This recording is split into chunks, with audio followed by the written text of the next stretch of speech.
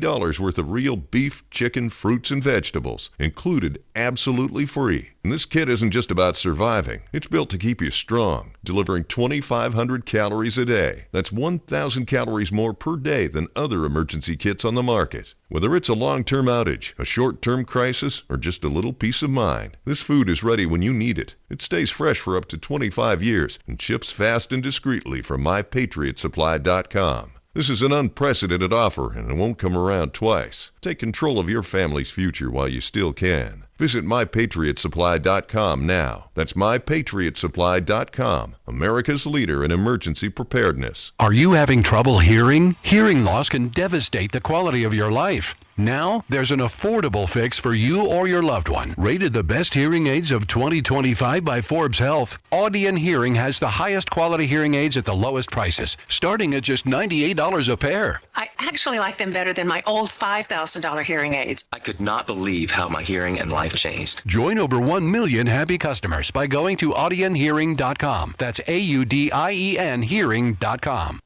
This is the Money Matters Radio Network, WBNW 1120 AM and W275CM FM, Concord, Boston. The Money Matters Radio Network. It happens all over Massachusetts. Can you tie my shoes? In every home and every community. Be careful on your bike. Learning can happen anytime, anywhere. We'll see you at practice this weekend. And no matter how learning takes place in your family's life, DESE is there as your partner. The Massachusetts Department of Elementary and Secondary Education. Never stop learning. Find out more at mass.gov/back-to-school. Sponsored by the Massachusetts Department for Elementary and Secondary Education. New Englanders love the Caribbean, and now there's a Caribbean travel channel available for you to learn all about Caribbean culture while you're planning your next trip to your favorite island.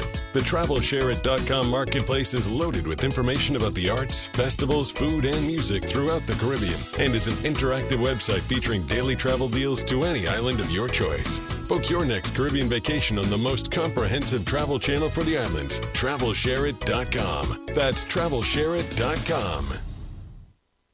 This is Michael Valila, Adjutant of the Disabled American Veterans Department of Massachusetts. We focus on the people returning from service, not their specific illness or injury. Our number one goal is to make sure our veterans have the necessary services they need, be it physical, emotional, or financial, so that their transition can be seamless. You can help our great American heroes as well by making a donation today by visiting dav5k.boston. That's dav5k.boston. As a busy mom, my to-do list is full. While we can't add more hours to the day, we do have a great resource to help. Go Red for Women has information to help you and your family live a healthier life. Visit goredforwomen.org/momlife today. Did you outgrow your timeshare and now you want out? But you can't. You can't sell it, and you can't get out of the contract. Imagine trying to get out of your mortgage. That's what a timeshare is. You can't just call up the bank and say, I don't want to pay it anymore. But we may be able to help you do just that. Listen, a timeshare maybe for you once was a great thing, but now you don't use it much. And they are not easy to get rid of. Plus, you do have to pay for it every month. Qualified timeshare owners can get out of their contract legally and permanently without ruining your credit or even filing bankruptcy. And imagine, no more mortgage payment or fees. Call the Timeshare Exit Hotline qualification line now. It's free to learn more. 800-455-7967. 800-455-7967. 800-455-7967. That's 800-455-7967. Paid for by Timeshare Defense. This is Tucker Silva of the Financial Exchange Show, and I'm joined today by estate planning attorney Todd Lutzke from the law firm of Cushing & Dolan with your Financial Exchange quick tip of the day. And today we're talking about your brand new guide, Todd, how to leave assets to your beneficiaries. Todd, how can you ensure that your kids' inheritance can be protected from future divorces? Well, estate planning, as you know, does things like avoid probate, protect assets from nursing homes, and reduce taxes. But you know what? The family behind the estate plan can be more important. And so the trusts live on after you die, and you can have language in there that divides the assets to the children, but doesn't just pay it out, right? It holds it in trust for them and allows them to be trustee, but just not take it. In order to get it, they have an independent trustee that can say yes or no. And that way, by not owning the asset, if they get divorced down the line after you're dead and the other side says, hey, I want half of what's in that trust, you're going to say, that's great, but you have to ask the independent trustee. So it's now not going to be available to you. And more than just the ability to say no,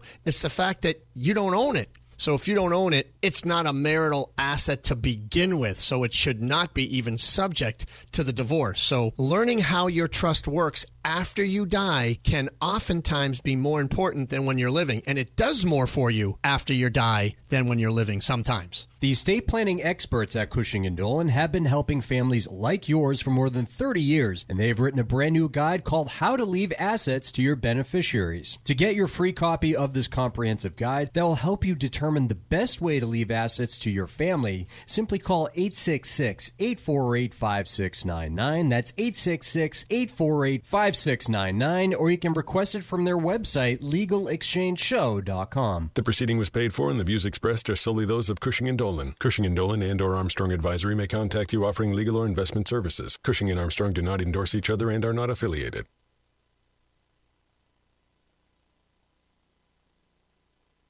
The Financial Exchange is produced by Money Matters Radio and is hosted by employees of the Armstrong Advisory Group, a registered investment advisor. All opinions expressed are solely those of the hosts, do not reflect the opinions of Armstrong Advisory or anyone else. Investments can lose money. This program does not offer any specific financial or investment advice. Please consult your own financial, tax, and estate planning advisors before making any investment decisions. Armstrong Advisory and the advertisers heard on this program do not endorse each other or their services. Armstrong and Money Matters Radio do not compensate each other for referrals and are not affiliated. This is the Financial Exchange with Mike Armstrong and Marc Fandetti. Your exclusive look at business and financial news affecting your day, your city, your world. Stay informed and up to date about economic and market trends, plus breaking business news every day. The Financial Exchange is a proud partner of the Disabled American Veterans Department of Massachusetts. Help us support our great American heroes by visiting dav5k.boston and making a donation today. This is the Financial Exchange with Mike Armstrong and Marc Fandetti. Good morning. Happy Tuesday. Welcome back to the Financial Exchange.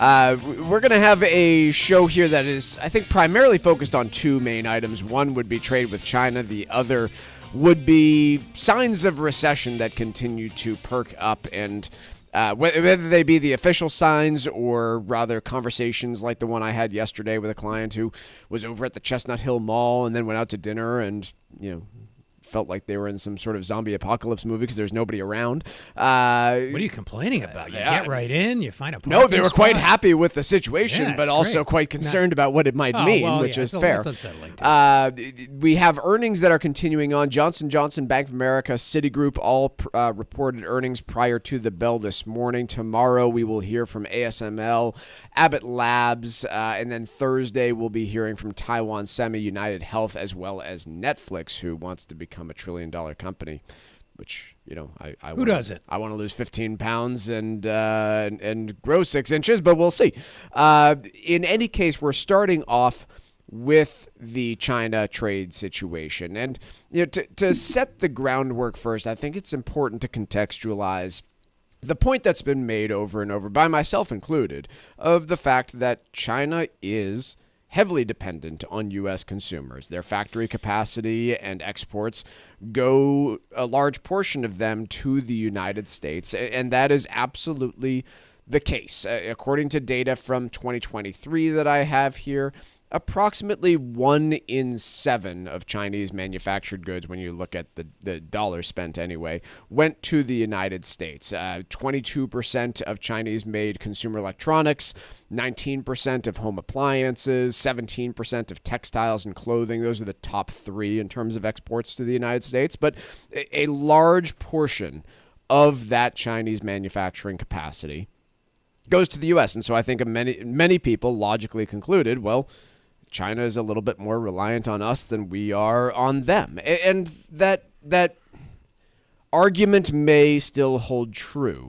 However, what we are seeing here is what, frankly, we talked about and expected, which is when China is faced with tariffs, they are not going to respond the same way in which the United States would, which is, higher tariffs or changes to policy. They're going to act differently because they have a different set of tools, and we're beginning to see that with the news about Boeing. So, Mark, let's start right there. What did we hear from the Chinese in terms of their dealings with Boeing, our single largest manufacturer in the United States, both in terms of dollars and many other factors, basically halting sales? Yeah, I think you just summed it up. They've put all orders on ice. This is a trade war, and retaliation will sometimes be surgical, and sometimes it'll be broad. And this is one example of how the two economies are intertwined. I was going to ask, did you ever hear the hybrid term chimerica? About 20 years ago, Neil Ferguson, the historian, coined this term. It's a combination of China and America. And the point he was making then, and it still holds true, is that we don't save enough here in America, but we've got great investment opportunities. China has a lot of excess savings. Yep. Because their system is different. Which should not necessarily be thought of as a good thing. Like, not necessarily. Excess savings, I know we think about that at the household level and say, oh, well, that's good. Right. That's a financially disciplined household. You could save too much as an economy. There are states of there's in economics there's this golden rule level of capital accumulation, and the golden rule is you're saving just enough to satisfy your investment opportunities, and consumption is maximized. We don't save enough. China saves too much. Different systems. Sure. So there are reasons behind that, but the point is we're interdependent as a result. They ship us, we send them their dollars, we send them our dollars, when we buy cheap Chinese. I shouldn't say cheap as if I'm diminishing them. We buy the stuff they send us, we ship our dollars abroad. I don't think you're saying anything controversial, by the way, by describing Chinese manufactured goods as largely cheap. Okay. Fair enough. We wouldn't be making stuff there if it wasn't relatively cheap. Yep. Yeah. Okay. Whatever. Point is, we send them dollars. They recycle those dollars into U.S. treasuries, into factories. This is the flip side of our current account or trade deficit. We have a huge capital account surplus. The trade deficit is not a result of people cheating us or erecting trade barriers. It's a result of us not saving enough to satisfy investment opportunities. That's not intuitive. You really have to think about it. But the point is, our economies are intertwined. China built its whole economy, arguably, around satisfying the investment deficit that we have and providing for the excess consumption that we do. So decoupling would be very disruptive as a result to both. And I think we are seeing some of those signs. Now, in terms of Boeing's exposure here, it is substantial. According to most estimates that I'm seeing, China is expected to account for between 10 and 20% of global aircraft demand over the next decade. And so, the hope was obviously that Boeing would be able to supply a large portion of that, because there is only really one other company out there that can, which would be Airbus. Now, short term, Boeing doesn't really have a problem here. There's a long wait list for anyone that wants Boeing jets, and they can sell these things elsewhere in all likelihood.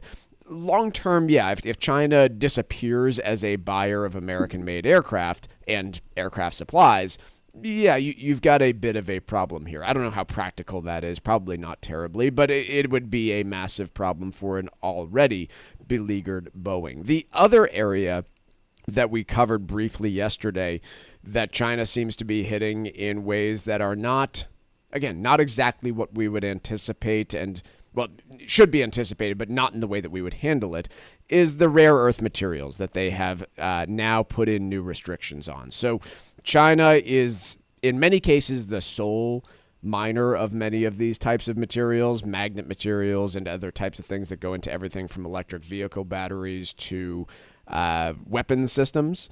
And they have, as of, I believe, the weekend, set up a new process by which if you want to export any of this stuff to the United States, you must apply for and receive a permit. And the estimates that I have seen are that it's going to be a good 6 months before they even set up that permitting system. So it brings me back to the overall point here where, look, the trend over the last week, I think I'm willing to acknowledge, and certainly equity market investors have been excited by the de-escalation that has occurred generally on trade. I think that's been the trend as far as I'm concerned is, we had the suspension of the reciprocal tariffs. We had the suspension of the electronics and equipment and semiconductors on China, although there's apparently new rules that are coming out there. We've had, speaking of suspension on auto tariffs, but the stuff on China, I think, is just beginning to heat up. And while they are heavily dependent on us, I keep asking myself the question, right? Who is more willing to make their population suffer during an escalated and protracted either war or trade war with China? And I don't think it's much of a secret here. So 2 points. One, I don't view it as de-escalation so much as ad hoc retreats based on pain that markets were inflicting on the administration. Mm-hmm. None of this seems well thought out. None of this seems part of a broader plan. It's all knee-jerk, and that's why. And I'm not saying anything any informed commentator that I've not heard any other informed commentator say. No one feels like anything about this is coherent. The administration had to respond at some point to the pain that markets were inflicting on it. The second and related point is that an authoritarian regime can inflict an unlimited amount of pain on its citizens. There's no feedback. There are limits to the amount of pain that Americans will tolerate. And they can respond through the ballot box. They can respond, related to the first point I tried to make, through capital markets. You can't suppress that mechanism. So, as I said a couple weeks ago, I wouldn't expect, I'm not like quoting myself. I hate it when people do that. But I continue to feel like we're going to have to flinch first, because as strongly as our administration feels about this, they've got to respond to voter pressure and market pressure. China does not. These regimes, the communist regimes, they kill tens of millions of their own people to effect economic and cultural reforms. They're probably not going to make that mistake again. And there are countless examples of other authoritarian regimes and totalitarian regimes, technically different. I'll just group them all together, doing that throughout history. Thankfully, we live for now in a democratic republic. There's feedback, and you can't ignore that. Let's take a quick break. When we come back, I want to talk more about the supply chain story here. So the effect of tariffs, where companies will go. Recent survey that CNBC did of executives in the manufacturing space and their own views on tariffs. That's next here on the Financial Exchange. Market volatility is at its highest point since the pandemic. Keep it here for the most comprehensive coverage of the global trade war. This is the Financial Exchange Radio Network. Consistently voted one of the top Caribbean destinations, the United States Virgin Islands is the perfect place for your next vacation. Whether you're looking for a romantic getaway, a long weekend with friends, or a family vacation, St. Croix, St. Thomas, and St. John have everything you need to enjoy that special time away from home. Take advantage of a variety of incredible promotions that are available right now. Go to visitusvi.com/promotions, where you'll find the details about all of these amazing experiences, including a stay at the Divi Carina Bay all-inclusive beach resort and casino on St. Croix. From the moment you arrive, you'll fall naturally in rhythm with the heartbeat of the islands. There's no money to exchange, and travel from New England could not be easier. Don't miss your chance to enjoy America's Caribbean paradise, the United States Virgin Islands. Head to visitusvi.com/promotions for more information and to book your trip today. That's visitusvi.com/promotions. Retirement planning is complicated enough without having a formal budget to help you maintain your lifestyle during your later years. This is Mike Armstrong from the Armstrong Advisory Group. Our new guide called How to Build a Retirement Budget was written specifically for this purpose. Our goal is to help take your financial concerns out of your retirement years. There are numerous issues to deal with when creating a retirement budget. Everything from understanding where your income will come from, to setting up a proper withdrawal strategy, to being able to remain flexible as market conditions change. This new guide offers structural guidance that may alleviate the pressures of creating your budget. You can request your copy right now by calling 800-393-4001 and ask for our new guide today. Once again, that number, 800-393-4001. The proceeding was paid for by Armstrong Advisory Group, a registered investment advisor. Nothing in the ad or in any Armstrong guide is specific financial, legal, or tax advice. Consult your own financial, tax, and estate planning advisors before making any investment decisions. Armstrong may contact you to offer investment advisory services. Beneficiary planning and asset protection go hand in hand. Cushing & Dolan has a new guide out called How to Leave Assets to Beneficiaries, and it can help make your planning process smooth and easy. Leaving your assets to your children isn't as simple as it sounds, especially if they have problems of their own. If you're retired or nearing retirement, it's time to consider the best way to keep your assets in your family while avoiding significant financial consequences down the road. Call Cushing & Dolan right now at 866-848-5699 and get their new guide called How to Leave Assets to Beneficiaries. You'll learn which paths are the safest when it comes to protecting yourself and your children while avoiding unnecessary risks that can create substantial problems in the long run. That number again is 866-848-5699. Or you can request it online from our website, LegalExchangeShow.com. That's LegalExchangeShow.com. The proceeding was paid for and the views expressed are solely those of Cushing & Dolan. Cushing & Dolan and or Armstrong Advisory may contact you offering legal or investment services. Cushing & Dolan and Armstrong Advisory do not endorse each other and are not affiliated. Here at the Massachusetts Department of Elementary and Secondary Education, we are committed to all students not only attending, but succeeding at school. Your presence is powerful. Share why you attend at doe.mass.edu. Sponsored by the Massachusetts Department of Elementary and Secondary Education. Let's talk LDL. AKA bad cholesterol. The higher your LDL cholesterol, the higher your risk of a heart attack or stroke. Your health matters. Know your number. Talk to your doctor and get your cholesterol checked. And learn how to help lower your LDL bad cholesterol. Because your health is in your hands. Find out more at heart.org/LDL.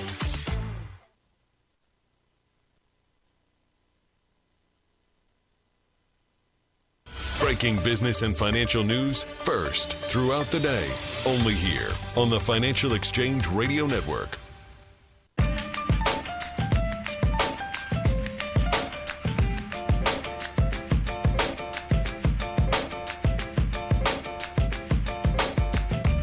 The Cato Institute conducted a poll recently on Americans' views on manufacturing, and Mark and I were just talking about it over the break here, and I think it's a good precursor to our next story about supply chains and where companies are considering manufacturing. But when they asked Americans on their views on manufacturing, there's general agreement in this country that the country itself would be better off if more Americans worked in the manufacturing sector. In fact, 80% of the respondents said, yes, we believe that it would be better for the country if more people in America worked in manufacturing.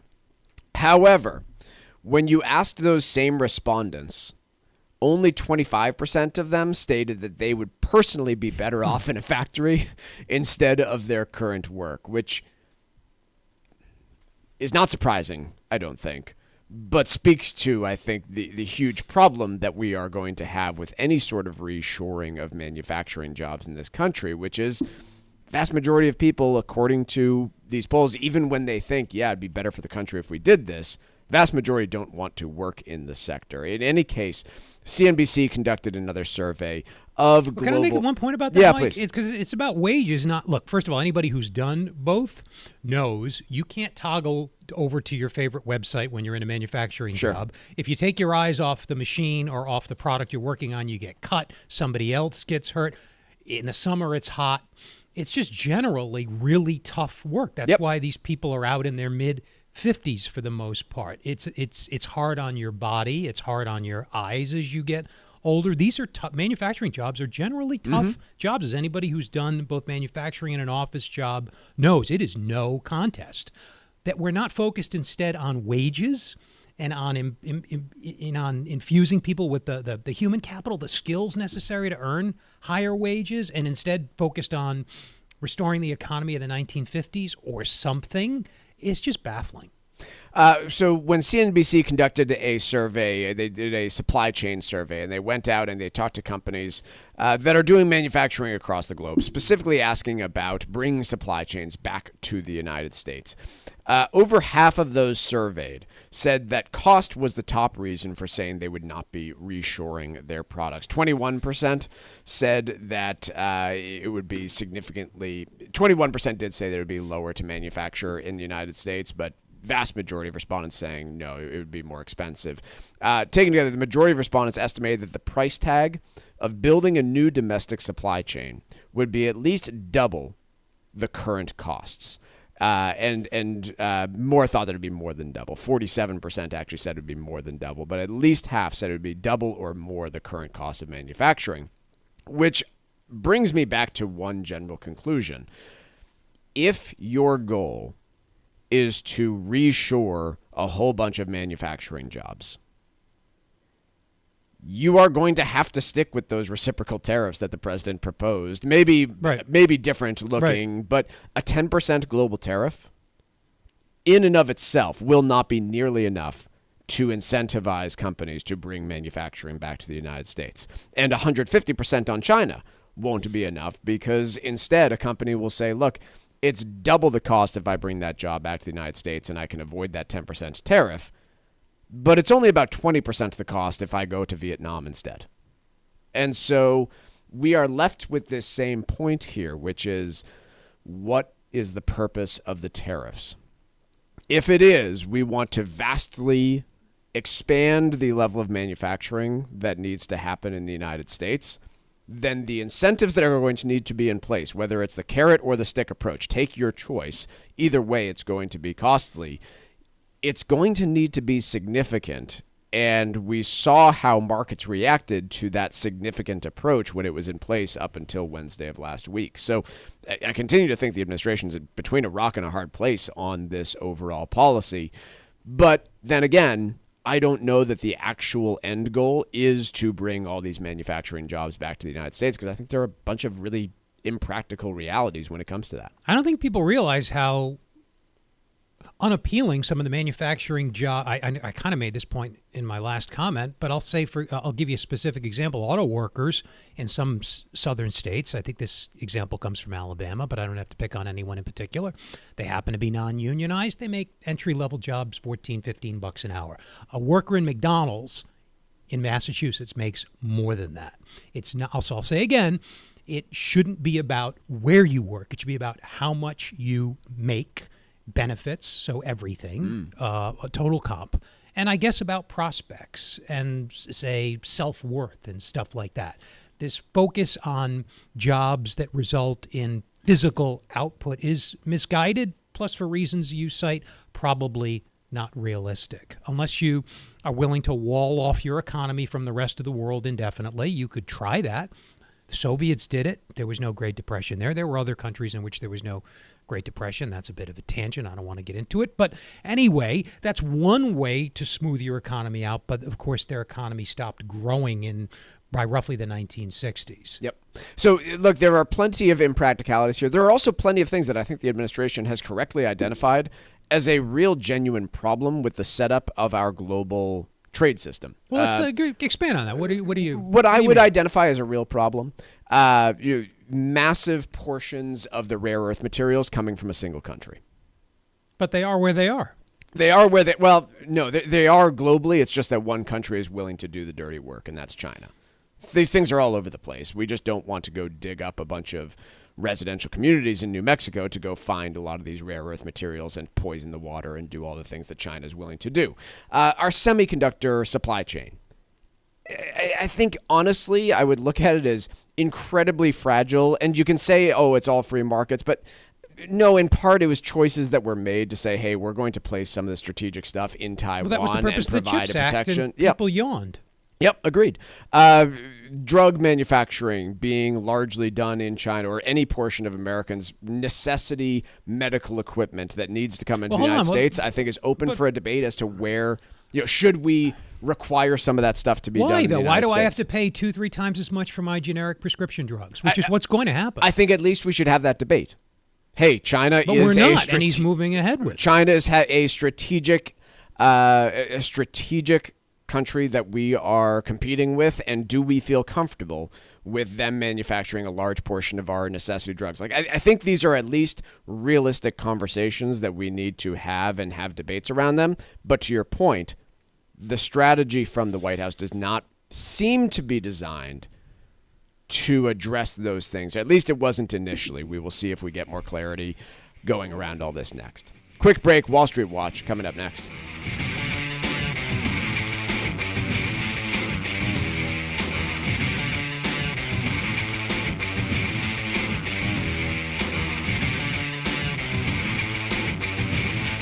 Like us on Facebook and follow us on Twitter @TFE Show. Breaking business news is always first, right here on the Financial Exchange Radio Network. Heads up, athletes, coaches, and parents. Play for life, not just points. Hypertrophic cardiomyopathy, or HCM, is the leading cause of sudden cardiac death, especially in black athletes in sports like football or basketball. If you feel shortness of breath, chest pain, and fatigue, or have a family history of HCM, talk to your doctor. Don't let HCM bench you for good. Learn how to stay in the game at heart.org/HCM student athlete. Your heart, your health, your move. Leaving assets to your beneficiaries is a critical piece of any estate plan. Cushing & Dolan, the experts in elder law, has written a new guide that may help ensure that your assets are protected for years to come, while helping you avoid unnecessary mistakes during your planning. As an example, the new federal estate tax exemption is nearly $14 million. That could lead to a larger inheritance for your family members, but still raises concerns. There are several strategies in this new guide that will help you learn how to make the right decisions about your distributions at the right time. Cushing & Dolan have been helping New England families for more than 30 years. Let them help you, too. Call 866-848-5699 and get their brand new guide called How to Leave Assets to Beneficiaries. That number again is 866-848-5699. Or you can request the guide online by visiting LegalExchangeShow.com. The proceeding was paid for and the views expressed are solely those of Cushing & Dolan. Cushing & Dolan and or Armstrong Advisory may contact you offering legal or investment services. Cushing & Dolan and Armstrong Advisory do not endorse each other and are not affiliated. This is Michael Valila, Adjutant of the Disabled American Veterans Department of Massachusetts. The DAV of Massachusetts has helped me and countless others adjust to civilian life through a variety of incredible programs. Through our local Veterans Assistance Program, we provide necessary services to veterans and their communities, such as food shopping, landscaping, and companionship, but we need your support. You can help by making a donation today. Please visit dav5k.boston. That's dav5k.boston. Hey, listen, are you a 50-year-old person looking for term life insurance? Then you need to talk to Bob. Bob specializes in helping people find $1 million or more of term life insurance for a couple of $100 a month. Look, you need to know there's a price war in the term life insurance business, and you may be paying too much. Call Bob, and he'll shop and see how much money he can save you. Look, this could be the last term life insurance policy you ever have. Your rates are guaranteed for the next 20 years. That's right, guaranteed level rates for the next 20 years. And if you're a smoker or your health is not perfect, Bob has great rates for you too. So for $1 million of term life insurance coverage for a couple of $100 a month, call Bob right now. 800-965-7987. 800-965-7987. 800-965-7987. That's 800-965-7987. Paid for by Term Direct. Hi, this is Chuck and Mike from the Armstrong Advisory Group, and we have a guide available this month titled How to Build a Retirement Budget. Mike, one of the rules of thumb that gets tossed around is, hey, just withdraw 4% of your portfolio each year and you'll be fine. Is that true still? It can be, but it also leads to some confusing conversations because that 4% rule, one, is dependent on a very specific asset allocation that was recommended by the person that created it. And two, a lot of those things have changed over time and doesn't really account for the fluctuations that every retiree sees, right? You might retire and not start Social Security right away, in which case your withdrawals could be higher for a period of time. What about on the other side of the ledger when you look at expenses? A lot of people say, well, I expect my expenses to go down. Maybe I only need 70 to 80% of my pre-retirement income. Yeah, I mean, this one makes sense, right? Like, you're right now making money. You might be putting money into your 401k, paying FICA taxes that you won't in retirement. But this one especially, I have to say, varies a lot from person to person. That's 70 to 80% of pre-retirement income. And think about it this way, right? Do I still have a mortgage? Might that mortgage get paid off at some point in my retirement? What sort of debts do I have? Am I going to downsize to one car? Are we going to need both? What sort of travel am I planning on? And so that 70 to 80% rule can be a good starting point, but really you need to start with the budget. Our guide is titled How to Build a Retirement Budget, and the way to request it is by calling 800-393-4001. That number again is 800-393-4001 to request our latest guide, How to Build a Retirement Budget.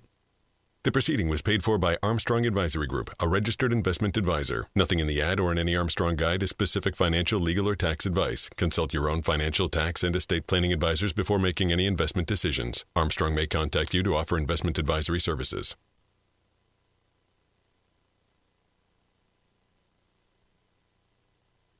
Time now for Wall Street Watch. A complete look at what's moving markets so far today, right here on the Financial Exchange Radio Network. Well, after the S&P posted 2 straight winning sessions, markets today are pretty bumpy to this point as investors sift through the latest developments on the trade war between the U.S. and China, in addition to a new batch of first quarter earnings. Right now, the Dow is up by 0.2% or 83 points. S&P 500 is up by about 1/3%. And the NASDAQ up 0.25% higher or 44 points. Russell 2000 is up by 2/3%. 10-year Treasury yield down by 1 basis point, now at 4.35%. And crude oil pulling back by about 0.25%, trading at $61.37 a barrel. More bank earnings to report this morning, where Bank of America and Citigroup posted their first quarter results. Bank of America beat analysts' expectations due to stronger than expected net interest income and trading revenue, where its revenue increased 5.9%. Citigroup also posted better than expected results, driven by gains at its fixed income and equities trading units. Bank of America and Citigroup are up by about 2 to 3% so far. Meanwhile, Johnson & Johnson also posted first quarter results ahead of the open, beating earnings and revenue expectations. The pharmaceutical giant increased its sales forecast but left its full-year earnings guidance unchanged. Furthermore, J&J's CFO told the Wall Street Journal that it expects costs of about $400 million this year related to tariffs on medical devices. That stock is down by 0.75%. Boeing down by 2% after Bloomberg reported earlier that China has ordered its airlines not to take any further deliveries of Boeing jets as part of its tit-for-tat trade war. Beijing has also asked that Chinese carriers halt any purchases of aircraft-related equipment and parts from U.S. companies. Albertsons down by 6% after the grocery store chain offered full-year earnings guidance that came in weaker than expected. And according to the Wall Street Journal, Netflix aims to achieve a $1 trillion market capitalization and double its revenue from $39 billion last year by 2030. The streaming giant is also targeting $9 billion in global ad sales by 2030 as well. That stock is up by 5%. I'm Tucker Sylvan. That's Wall Street Watch. There's a piece in the Boston Globe today. It seems like no matter what happens, prices go up. Why is Boston's spring housing market at a standstill?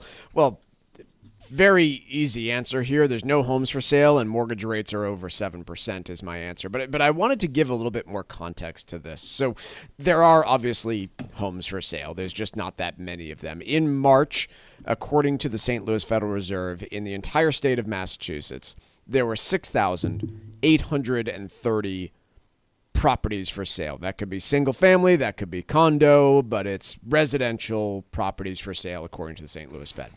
A normal March market, can we call 2019 normal? Is that fair to describe it? Yeah. There were 14,000 properties for sale in March of 2019. So less than half of the inventory is what's out there right now on markets in the Massachusetts area.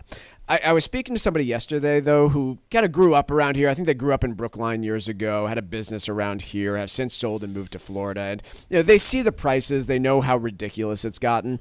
But very few times do people actually do the math to understand what that means. So I wanted to do that math. And I just, not randomly, but I selected Dedham as an example here. If you're listening from outside the general Massachusetts area, Dedham is a town that is right on the 128 loop corridor, right around Boston. It's serviced by a few different trains that go into Boston. Been I think I would generally describe it in years past as kind of a middle-class working town. It's not your Wellesleys. It's not your Westons of very, very high-end family money that lives there. But it's a close to Boston commuter town that is close to the highway, close to commuter rails, and is an easy trip into Boston and borders Boston. So I selected that as just an example here because I don't think most people that grew up in Brookline would be like, oh, you're talking about hoity-toity Dedham. That's not how it generally has a reputation, in fact. So I took a look and said, okay, if I'm a family that wants to move to Dedham today, what do I need? So I said, if I'm a family that wants to move there, I'm at least going to want a 2-bed, 2-bath home. Is that a fair starting point? I think many families would be looking for more than that, but a 2-bed, 2-bath home, that's my minimum. There are currently 31 properties for sale in Dedham that fit that general characteristic. It could be a condo, it could be a single-family home, but there's 32 of them. The median and average listing price for those is around $1.7 million. So just let that sink in for a moment. $1.7 million is the average, not the highest, but it's both the average and the median for these properties. So I did the math. I said, okay, well, if I want to buy that $1.7 million home and put a 20% down payment, what am I looking at in terms of costs? First, I go get a mortgage, a jumbo these days, going for about 7.1% on average right now for a 30-year fixed rate mortgage. So if I put down 20% and buy that $1.7 million home, I'm looking at a mortgage payment of $9,400 per month. I then have to pay my property taxes, which, I selected one home that was in this general range in Dedham, coming to about $1,650 a month in property taxes. Don't forget your insurance. Tack on another $500 a month for insurance. You are suddenly up over $11,500 per month in housing payments before you even talk about home improvements, maintenance, moving costs, etc. So that's a lot of money. No need to tell anybody here, $11,500 per month in fixed housing costs before you talk about any surprises is a whole boatload of money. If you've ever heard of CFP, it's the Certified Financial Planners Board. They put out, they are kind of the gold standard when it comes to financial planners and having a designation attached to their name. And there's a bunch of rules of thumb that they have that they put together as, a financial planner's guide. One of those is that you should not spend more than 30% of your gross income on housing costs.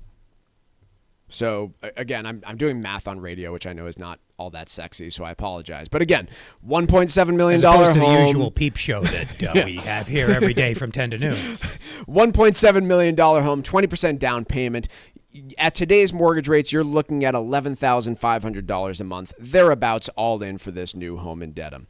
What does that mean you need to make on a gross level as a household in order to fit that, that described demographic? It means that you need to be making $465,000 per year as a household in order to fall into that 30% guideline to buy that, again, not high-end home in Dedham. I'm talking about the average home for sale today in Dedham.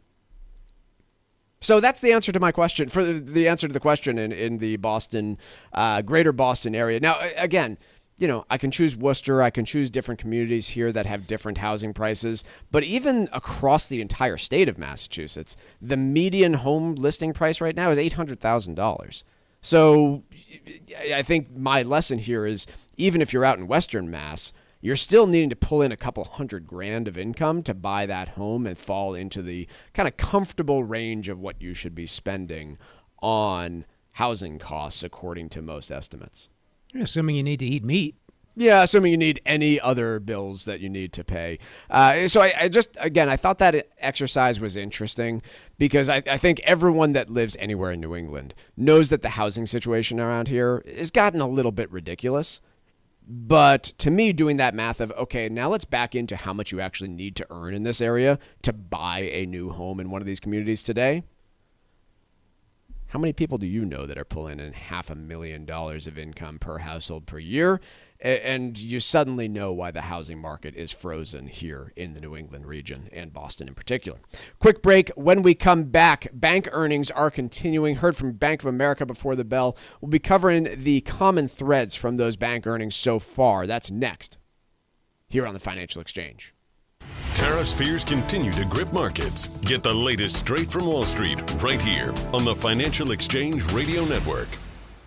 The breadth of the stock market sell-off in recent days hasn't been seen since the early days of the pandemic. And while it's easy to say don't panic, if you're concerned about your portfolio, given the impact of these tariffs, now's the time to have that conversation. Hi, this is Mike Armstrong from the Armstrong Advisory Group. If the market correction has you anxious, or worse, rattled, give us a call at 800-393-4001. Let's get together and talk through your financial strategy, evaluate its strengths and weaknesses, and make decisions for the future that are in your best interest. These are challenging times, but we've dealt with them before and are prepared to deal with them again. Our goal is to help you protect the assets that you've worked so hard to attain. You can give us a call at 800-393-4001 and request a no-obligation consultation. That number again is 800-393-4001. The proceeding was paid for by Armstrong Advisory Group, a registered investment advisor. Nothing in the ad or in any Armstrong guide is specific financial, legal, or tax advice. Consult your own financial, tax, and estate planning advisors before making any investment decisions. Armstrong may contact you to offer investment advisory services.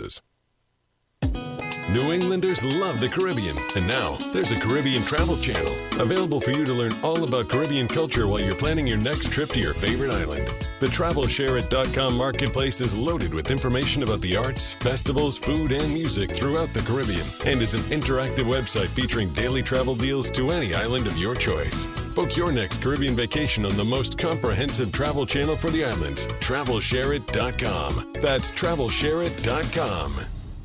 This is Michael Valila, Adjutant of the Disabled American Veterans Department of Massachusetts. We focus on the people returning from service, not their specific illness or injury. Our number one goal is to make sure our veterans have the necessary services they need, be it physical, emotional, or financial, so that their transition can be seamless. You can help our great American heroes as well by making a donation today by visiting dav5k.boston. That's dav5k.boston. Leaving assets to your beneficiaries is a critical piece of any estate plan. Cushing & Dolan, the experts in elder law, has written a new guide that may help ensure that your assets are protected for years to come, while helping you avoid unnecessary mistakes during your planning. As an example, the new federal estate tax exemption is nearly $14 million.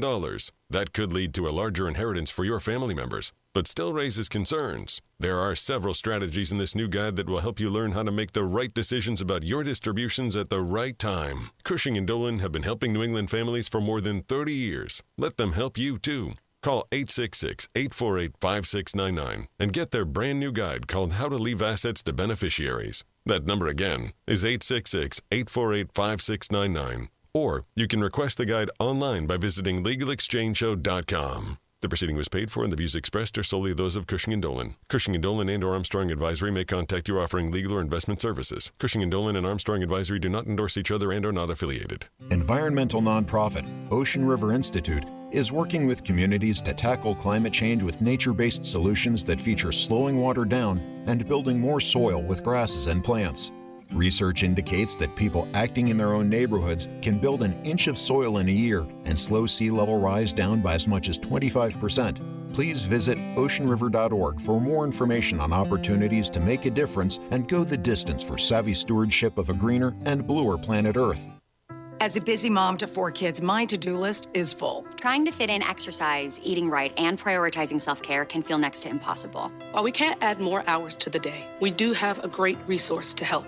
Go Red for Women has easy tips, tools, and information to help you and your family live a healthier life. So to all the moms, the aunts, grandmothers, and amazing women out there doing it all, visit goredforwomen.org/momlife today. You take care of them, Go Red for Women will take care of you.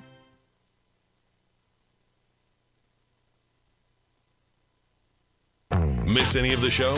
Catch up at your convenience by visiting financialexchangeshow.com and clicking the on-demand icon where you'll find all of our interviews and full shows. This is your home for the latest business and financial news in New England and around the country. This is the Financial Exchange Radio Network.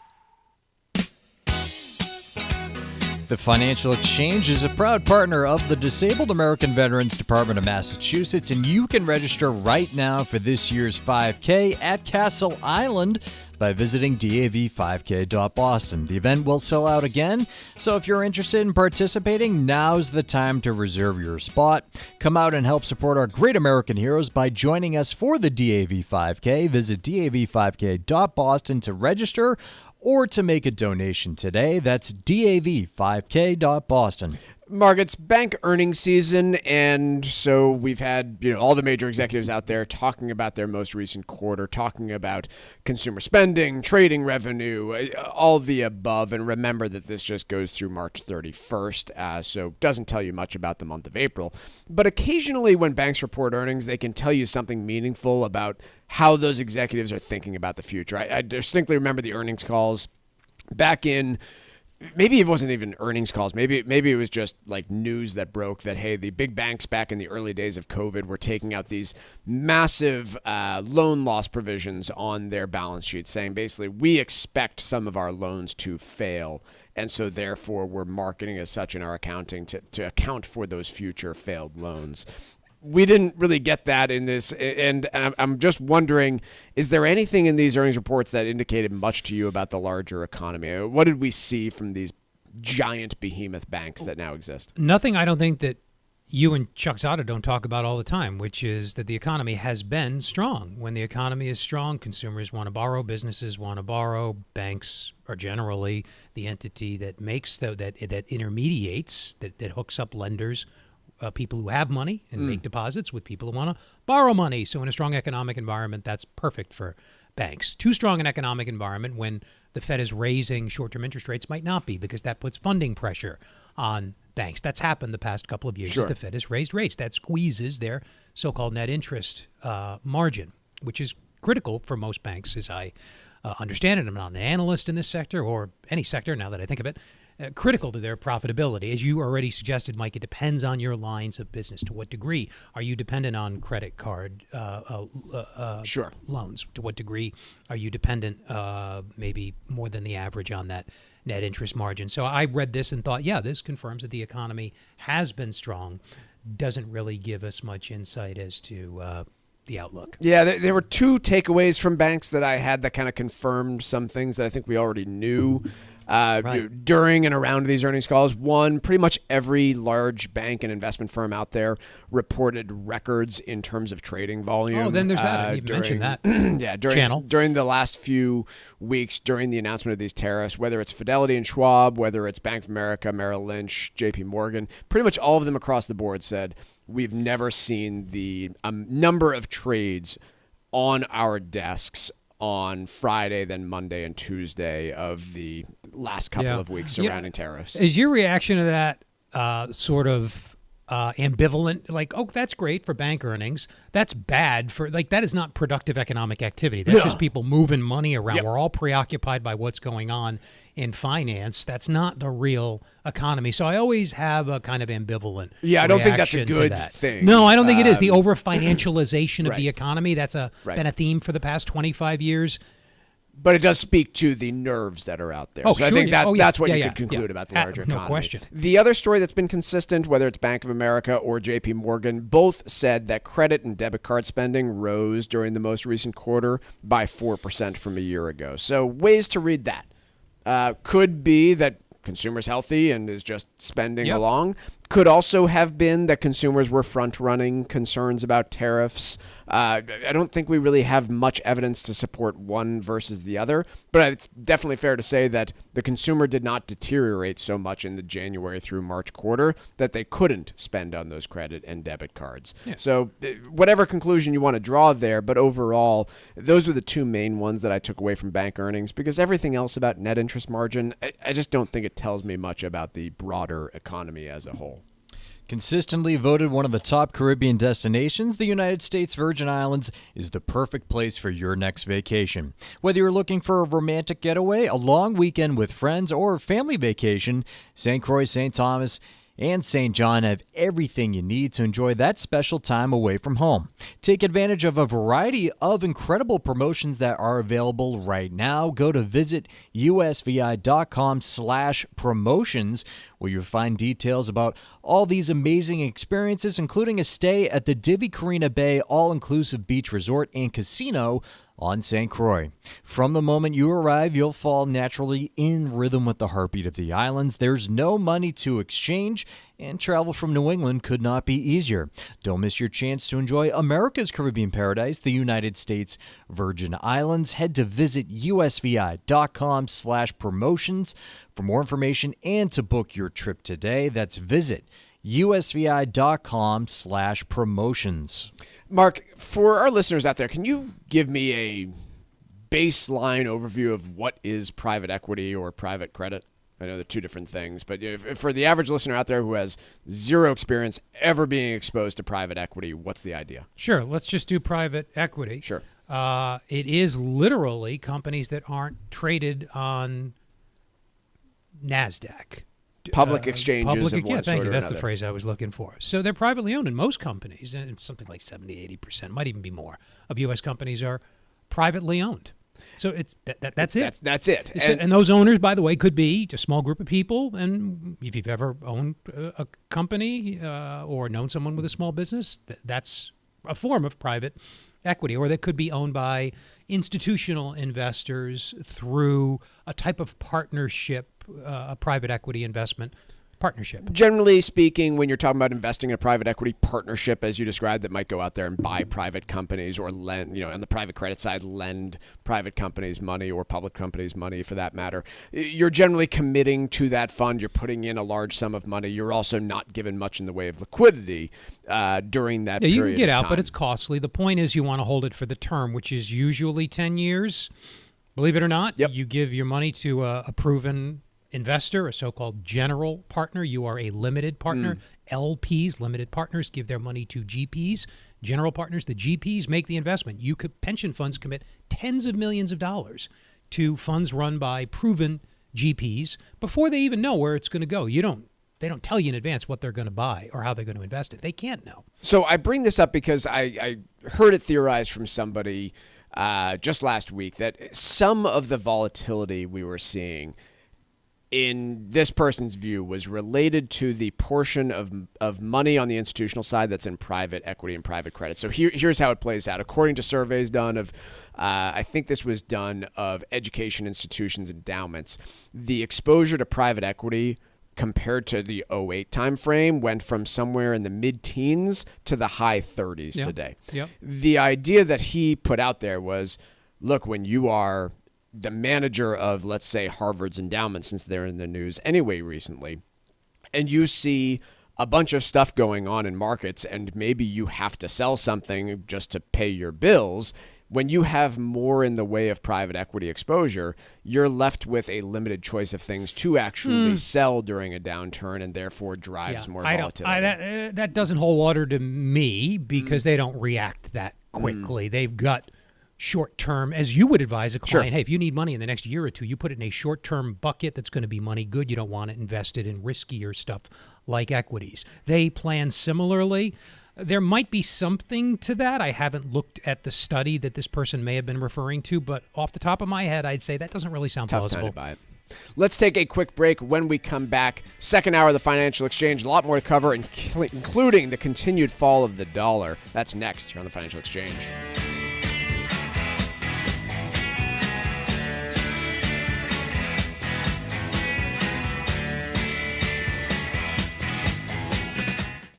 Retirement planning is complicated enough without having a formal budget to help you maintain your lifestyle during your later years. This is Mike Armstrong from the Armstrong Advisory Group. Our new guide called How to Build a Retirement Budget was written specifically for this purpose. Our goal is to help take your financial concerns out of your retirement years. There are numerous issues to deal with when creating a retirement budget. Everything from understanding where your income will come from, to setting up a proper withdrawal strategy, to being able to remain flexible as market conditions change. This new guide offers structural guidance that may alleviate the pressures of creating your budget. You can request your copy right now by calling 800-393-4001 and ask for our new guide today. Once again, that number, 800-393-4001.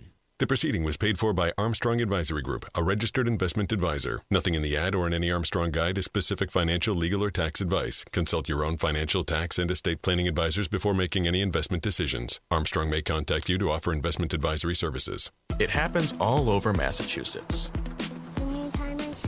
In every home and every community. Be careful on your bike. Learning can happen anytime, anywhere. We'll see you in practice this weekend. And no matter how learning takes place in your family's life, DESE is there as your partner. The Massachusetts Department of Elementary and Secondary Education. Never stop learning. Find out more at mass.gov/back-to-school. Sponsored by the Massachusetts Department for Elementary and Secondary Education. Sometimes we know what's next. Other times, it's impossible to know. Life can change in an instant. Don't be caught standing by the next time someone's heart stops. Knowing CPR gives you the ability to act and takes you from bystander to lifesaver. CPR is a life-saving skill. Join the nation of lifesavers today by learning CPR at heart.org/nation. National support for CPR education provided by Elevance Health Foundation. New Englanders love the Caribbean, and now there's a Caribbean travel channel available for you to learn all about Caribbean culture while you're planning your next trip to your favorite island. The TravelShareIt.com marketplace is loaded with information about the arts, festivals, food, and music throughout the Caribbean, and is an interactive website featuring daily travel deals to any island of your choice. Book your next Caribbean vacation on the most comprehensive travel channel for the islands, TravelShareIt.com. That's TravelShareIt.com. This is the Money Matters Radio Network, WBNW 1120 AM and W275 CM FM, Concord, Boston, the Money Matters Radio Network. This is Michael Valila, Adjutant of the Disabled American Veterans Department of Massachusetts. We focus on the people returning from service, not their specific illness or injury. Our number one goal is to make sure our veterans have the necessary services they need, be it physical, emotional, or financial, so that their transition can be seamless. You can help our great American heroes as well by making a donation today by visiting dav5k.boston. That's dav5k.boston. Are you over the age of 50? Want peace of mind and financial security for your family? Here's an important message to you from Senior Care USA. The average funeral now costs over $10,000. That leaves your loved ones the burden of paying your debts and funeral costs. Our plans start as low as $1 per day and will pay your family up to $30,000 to help pay for your funeral and other expenses. There are no medical exams. Your rates will never increase, and your plan cannot be canceled, regardless of your medical conditions, as long as you make your premium payments. Get up to $30,000 in final expense insurance. Call now for free information. Just answer a few simple questions and get approved right over the phone in just a few minutes. Call right now. Call 800-378-3818. 800-378-3818. 800-378-3818. That's 800-378-3818. Hey, listen, are you a 50-year-old person looking for term life insurance? Then you need to talk to Bob. Bob specializes in helping people find $1 million or more of term life insurance for a couple of $100 a month. Look, you need to know there's a price war in the term life insurance business, and you may be paying too much. Call Bob, and he'll shop and see how much money he can save you. Look, this could be the last term life insurance policy you ever have. Your rates are guaranteed for the next 20 years. That's right, guaranteed level rates for the next 20 years. And if you're a smoker or your health is is not perfect, Bob has great rates for you too. So for $1 million of term life insurance coverage for a couple of $100 a month, call Bob right now. 800-965-7987. 800-965-7987. 800-965-7987. That's 800-965-7987. Paid for by Term Direct. Consistently voted one of the top Caribbean destinations, the United States Virgin Islands is the perfect place for your next vacation.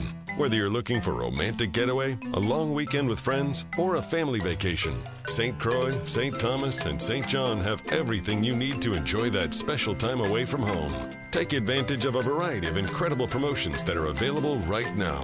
Go to visitusvi.com/promotions, where you'll find the details about all of these amazing experiences, including a stay at the Divi Carina Bay all-inclusive beach resort and casino on St. Croix. From the moment you arrive, you'll fall naturally in rhythm with the heartbeat of the islands. There's no money to exchange, and travel from New England could not be easier. Don't miss your chance to enjoy America's Caribbean paradise, the United States Virgin Islands. Head to visitusvi.com/promotions for more information and to book your trip today. That's visitusvi.com/promotions.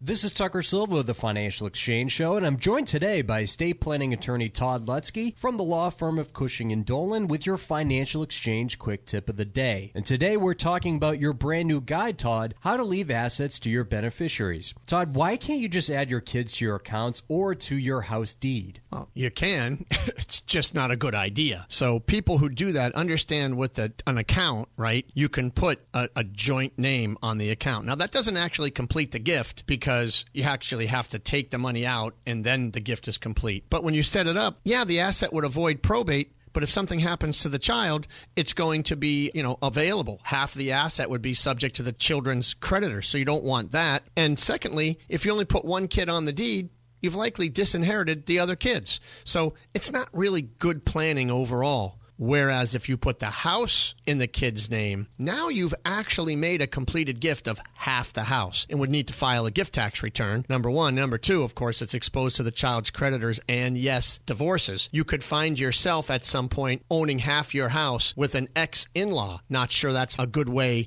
to plan. So please, put together trusts. Don't just throw names on deeds or on bank accounts because, as I always like to say, nothing good comes from giving assets away while you're living. The estate planning experts at Cushing & Dolan have been helping families like yours for more than 30 years, and they've written a brand new guide called How to Leave Assets to Your Beneficiaries. To get your free copy of this comprehensive guide that will help you determine the best way to leave assets to your family, simply call 866-848-5699. That's 866-848-5699, or you can request it from their website, legalexchangeshow.com. The proceeding was paid for and the views expressed are solely those of Cushing & Dolan. Cushing & Dolan and or Armstrong Advisory may contact you offering legal or investment services. Cushing and Armstrong do not endorse each other and are not affiliated.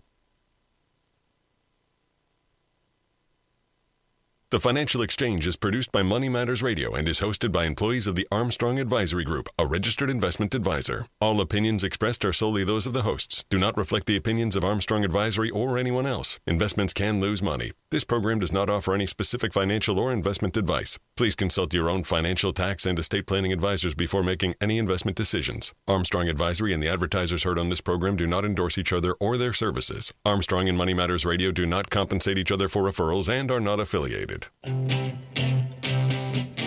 This is the Financial Exchange with Mike Armstrong and Marc Fandetti. Your exclusive look at business and financial news affecting your day, your city, your world. Stay informed and up to date about economic and market trends, plus breaking business news every day. The Financial Exchange is a proud partner of the Disabled American Veterans Department of Massachusetts. Help us support our great American heroes by visiting dav5k.boston and making a donation today. This is the Financial Exchange with Mike Armstrong and Marc Fandetti. Good morning. Welcome back to the Financial Exchange. We've got equity markets moving in positive direction for the second day in a row, which think everyone will take. Dow currently up 148 points, a little bit more than 1/3%. S&P up about 0.5%, and the NASDAQ up about 0.4% in early trading. In the bond market, on the 10-year Treasury yield, we're seeing yields fall just a bit, down to 4.34%. Oil markets, price of oil is basically flat for the day, but still sitting low at $61.45 per barrel on the West Texas crude. I do want to see AAA gas prices. Have we started to see any relief there? I can't say I have noticed much, but the average for a gallon of gas across the country right now is sitting at $3.17 compared to a month ago. We're about even. Compared to 2 weeks ago, we're a little bit lower, but you have not seen much of a drop down in gas prices at the pump so far. Looking across New England, New Hampshire is sitting at an average price of $2.85, Maine at $2.97, Massachusetts at $2.95, Vermont at $3.09. Let me see if I can hover over Rhode Island, $2.94, $9. Well, you get a pack of cigarettes with it in Rhode Island, I think. And Connecticut sitting at $3, $3.04 per gallon. Mark, anything else catching your eyes in markets and early trading so far? I'm surprised at the relative calm. I mean, there's more tariff uncertainty today than there was after, say, Liberation Day. You think so? I think so in the sense that he's doing carve-outs. The administration's doing carve-outs like by the hour. Agreed. So, my takeaway is, compared to Liberation Day and the few days after there, the absolute worst case scenario for businesses was, if not completely removed from the table, likely heavily discounted, right? If you are... Well, I don't know. We got it. Go ahead. Agreed that we don't know, but I have to say that I think if I am an executive sitting at the table today trying to figure out the path, I think it's less likely that every country in the world is going to face tariffs that average 30%. I guess, as of today, the long-term objective is to reshore, to use a horrible new term, manufacturing, and the current regime, as opposed to the last regime, I just mean group of people, not group of, thugs or something. I know regime's got a bad connotation. That's not what I mean. Last regime used subsidies, CHIPS Act, stuff like that. This regime's using tariffs. Stick versus carrot. I don't like either, obviously, but I'm a free market extremist. Sure. But the subsidies appeared to work. We did add a lot of manufacturing jobs. Investment did skyrocket. I would argue that a lot of it was probably misdirected, but it appeared to work. Will tariffs work? How long will it take? We did a story in the last hour suggesting they may not. They may not result in jobs, but rather automation, if indeed reshoring even occurs. Others will simply move to lower cost venues overseas, relatively more favorably tariffed countries. The other story that has been dominating has been the dollar. And it has been a not terribly hidden objective of the Trump administration. He has mentioned it both in the previous administration as well as on the campaign trail and now. Really. Looking for a cheaper dollar. And there's some common threads there as to why that might matter. But the other side of that coin is that it could eventually challenge the safe haven. I was talking about dollars and coins. Oh, sorry. Sorry to make you explain it. Stupid accidental joke. The idea of the safe haven status of the dollar, before we even get to the idea of it being questioned, which I'm unsure about, can you describe the safe haven status of the U.S. dollar and what it represents and how it compares to other currencies? Sure, it is the world's reserve currency, and that means simply that when we have a trade deficit with a country, they have to do something with the dollars we send them. We buy trinkets from China. We pay for those trinkets with dollars. They recycle those dollars into treasuries or into U.S. factories or into U.S. stocks, but mostly treasuries. That makes the dollar, because of our role in the post-war financial order where we became the world's reference currency. You didn't have to hold gold in your central bank reserves after 1971 anyway. You could hold dollars. So we're the world's reserve, and before that you could hold dollars which were backed by gold. Dollars were as good as gold because of the because of the gold-plated, to continue with, to use a metaphor, a relevant metaphor, hopefully, reputation of the U.S. government. So as a result of the post-war trade and capital restriction, at first anyway, regime, the dollar became the world's reserve currency. It remains the world's reserve currency. It's what central banks hold. And that, some would argue, is kept its value high. If countries have to hold them, that pushes up the relative value. This gets a little arcane, and it's not my area. As you can tell, I'm fumbling a little bit. But some would argue that keeps the value of the dollar artificially, if you like, high. Expensive. Yeah, and that makes it hard for our exporters to compete, and also makes us a relatively attractive investment venue, so it exacerbates trade deficit problems. Though, as I tried to point out in the last hour, the trade deficit is mainly a result of, and this is not intuitive, so I don't be frustrated if you don't get it at first. God knows I didn't. The trade deficit is a result of us not saving enough, not just you and me, Mike, and everybody who's joined us today, but the government too. All these things are interconnected. Yep. All these things result in the dollar being relatively strong. And when we mean strong, we mean it takes a large number of a foreign currency to buy one unit of it, $1.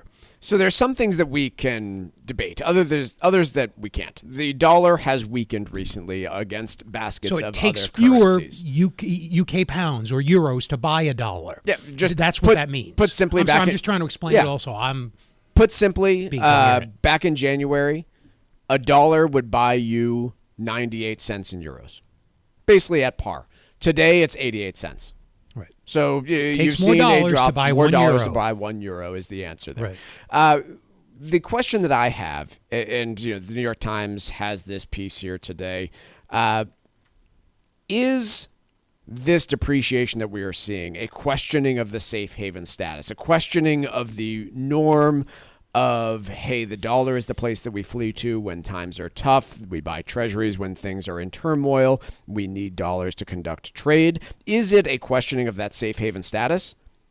Or is it just anti-American backlash on the result of trades? And does that, or am I asking the wrong question? Does it even matter which one it is? I think it's the right question. I don't know that we have or need to come up with a single answer. It's probably a little from column A, B, and a couple of other columns we didn't think of. If people are buying fewer U.S. assets, stocks, factories, treasuries, bank accounts. I mean, these are all, they're financial assets, sure, but it's a little bit broader than that. I'll just call it assets generally. If the demand for those goes down, so does the demand for dollars. So in a sense, if we keep sullying our international reputation with trade wars, and I know there's a political case for it, I'm not qualified to comment on that, but we have without question, we're smaller today on the international trade stage than we were 2 months ago.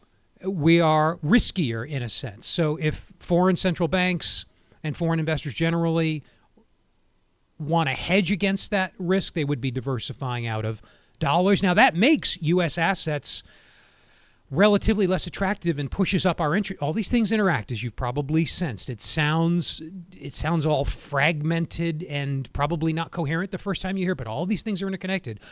Bottom line is this will push up U.S. interest rates, and as it has over the past few weeks. And that's what I wanted to focus on and conclude with that, which is, there can be some benefits to a cheaper dollar. Our manufactured goods, if you're a manufacturer doing business, family member of mine has a manufacturing business in Massachusetts that sells really complex products to like bottle manufacturers. Great. Good for him because dollar is cheaper. The downside to that, if there are fewer buyers of American debt, what you see happen is precisely what everyone saw happen on Wednesday of last week, and what is precisely what caused the Trump administration to pivot, which is interest rates going through the roof. It might be a gradual process. I don't think we're going to see what we did on Wednesday of last week on multiple days with basis points in the 20, 30 basis points move upwards.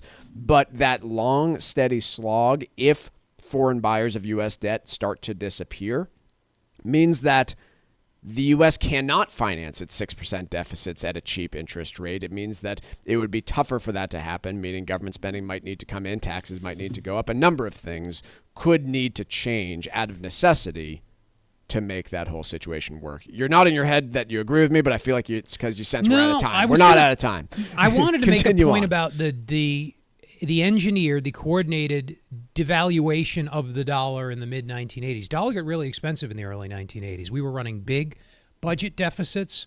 We were growing strongly. That made us a relatively attractive investment venue. Dollar got very expensive. Some people will remember the Plaza Accord, which Donald Trump now owns that hotel. I think he still owns it. So there's, history. History makes these kind of quirky connections. It was agreed among our major trading partners that a lower value dollar relative to their currencies would be a good thing. And so I wanted to draw a connection between that and the rise in real interest rates, which happened in the late 1980s. The timing doesn't quite work. It's off by about a year, but it may nevertheless be an example of, in that case, it was every president says they want a strong, every Treasury Secretary president say, we want a strong dollar. That's BS. They don't. They want a weaker dollar. They want, deep down, that benefits our exporters, and that would, to an extent, mitigate the trade deficit. But inevitably, that will push up, I say inevitably, all else equal, unless we become raging savers, which we will not in this country anytime soon, that will push up the cost of capital. You've got fewer foreign dollars seeking to invest in U.S. assets like treasuries. Quick break. When we come back, going to have trivia for you next, and then a listener text message coming up here on the Financial Exchange. Tariff fever is in high gear. We've got the latest on what might be next and how long it might last. Only here on the Financial Exchange Radio Network. New Englanders love the Caribbean, and now there's a Caribbean travel channel available for you to learn all about Caribbean culture while you're planning your next trip to your favorite island.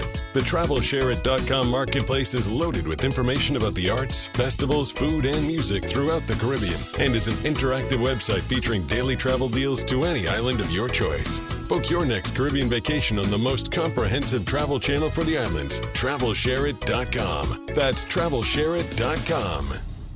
This is Michael Valila, Adjutant of the Disabled American Veterans Department of Massachusetts. We focus on the people returning from service, not their specific illness or injury. Our number one goal is to make sure our veterans have the necessary services they need, be it physical, emotional, or financial, so that their transition can be seamless. You can help our great American heroes as well by making a donation today by visiting dav5k.boston. That's dav5k.boston. Retirement planning is complicated enough without having a formal budget to help you maintain your lifestyle during your later years. This is Mike Armstrong from the Armstrong Advisory Group. Our new guide called How to Build a Retirement Budget was written specifically for this purpose. Our goal is to help take your financial concerns out of your retirement years. There are numerous issues to deal with when creating a retirement budget. Everything from understanding where your income will come from, to setting up a proper withdrawal strategy, to being able to remain flexible as market conditions change. This new guide offers structural guidance that may alleviate the pressures of creating your budget. You can request your copy right now by calling 800-393-4001 and ask for our new guide today. Once again, that number, 800-393-4001. The proceeding was paid for by Armstrong Advisory Group, a registered investment advisor. Nothing in the ad or in any Armstrong guide is specific financial, legal, or tax advice. Consult your own financial, tax, and estate planning advisors before making any investment decisions. Armstrong may contact you to offer investment advisory services. Leaving assets to your beneficiaries is a critical piece of any estate plan. Cushing & Dolan, the experts in elder law, has written a new guide that may help ensure that your assets are protected for years to come, while helping you avoid unnecessary mistakes during your planning. As an example, the new federal estate tax exemption is nearly $14 million. That could lead to a larger inheritance for your family members, but still raises concerns. There are several strategies in this new guide that will help you learn how to make the right decisions about your distributions at the right time. Cushing & Dolan have been helping New England families for more than 30 years. Let them help you, too. Call 866-848-5699 and get their brand new guide called How to Leave Assets to Beneficiaries. That number again is 866-848-5699. Or you can request the guide online by visiting LegalExchangeShow.com. The proceeding was paid for, and the views expressed are solely those of Cushing & Dolan. Cushing & Dolan and or Armstrong Advisory may contact you offering legal or investment services. Cushing & Dolan and Armstrong Advisory do not endorse each other and are not affiliated. Let's talk LDL.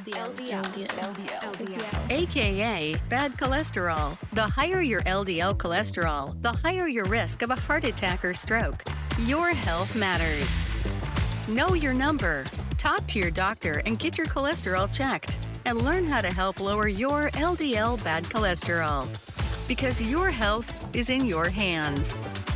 Find out more at heart.org/LDL.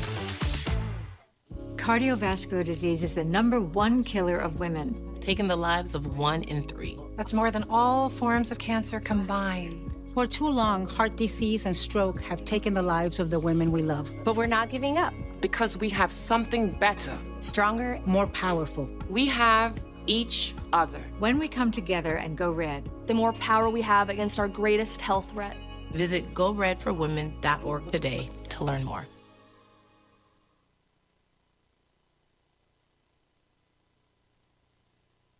The Financial Exchange streams live on YouTube. Like our page and stay up to date on breaking business news all morning long. This is the Financial Exchange Radio Network. All right, time for trivia here on the Financial Exchange. And on this day, back in 1990, In Living Color premiered on Fox. In Living Color was created by Keenan Ivory Wayans and featured a number of his siblings in the cast. Trivia question today: how many Wayans family members appeared on the show In Living Color? Once again, how many Wayans family members appeared on the show In Living Color? Be the fourth person today to text us at 617-362-1385 with the correct answer, and you get a brand new Financial Exchange Show t-shirt. Once again, the fourth correct response to text us at 617-362-1385 will win that t-shirt. See complete contest rules at financialexchangeshow.com. For some context around this text message that we received, on April 4th, which was Friday of last week, China's Ministry of Commerce imposed export restrictions on 7 rare earth elements and magnets used in defense, energy, and automotive sectors in response to President Donald Trump's tariff increase on Chinese products. I'll get into what all that meant, but the question from one of our listeners, if I can find it here, I was listening to the last segment about tariffs and discussion turned to manufacturing and touched on rare earth materials and one country in particular having them. Earlier this morning, I heard on the Craig Peterson podcast that other countries such as Australia and Canada pose them especially a good deal in Canada, as well as countries in Southeast Asia and perhaps Greenland too, making the point that these rare earth materials do exist all across the globe. This gives us an opportunity to resource them and strengthen our economy in doing so. I certainly hope we don't have to rely on a single source if we need them. So there's a piece here from the Centers for Strategic and International Studies explaining just where these materials go into, but a few points that they make on this subject. First, until 2023, China accounted for 99% of global heavy rare earth processing. 99%. The only minimal output came from a refinery in Vietnam. That was the portion coming outside of China. However, that facility has been shut down for the past year. So pretty much all rare earth materials currently come from China. Why does it matter? Forget about car batteries for a moment here. Like, yes, it's important to make electric cars, but I know that's not the most important thing to people listening. Rare earth materials are crucial, according to this. I'm not an engineer. I don't know this stuff. They are crucial for a range of defense technologies, including F-35 jets, Virginia and Columbia-based class submarines, Tomahawk missiles, radar systems, Predator unmanned aerial vehicles, and the Joint Direct Attack Munitions series of smart bombs. For an example, the F-35 fighter jet contains over 900 pounds of rare earth extracts. These things do exist elsewhere across the globe. The point that's being made here is that nobody has set up the facilities and the requirements to do this extraction. Hell, we have a massive deposit all across the United States. It's merely a question of whether or not we are willing to undergo the vast environmental damage that would be associated with this. From what I understand, there's an area in Wyoming that might have the largest rare earth deposits in the world. But are we willing to completely change the society in Wyoming in order to extract this stuff? And what are the problems with doing so?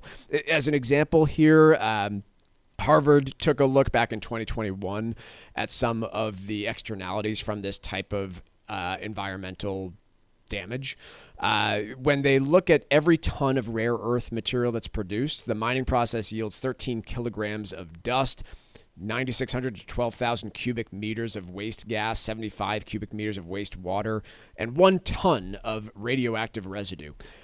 China obviously currently dominating. They took a look at one area here where they do this, and I'm trying to find this section here, but it effectively spoke to this one region in which they are doing this, and there's this massive lake of radioactive water that is very dangerously close to seeping into the drinking water source for several major cities across that country. And so whoever texted the show, you are absolutely right.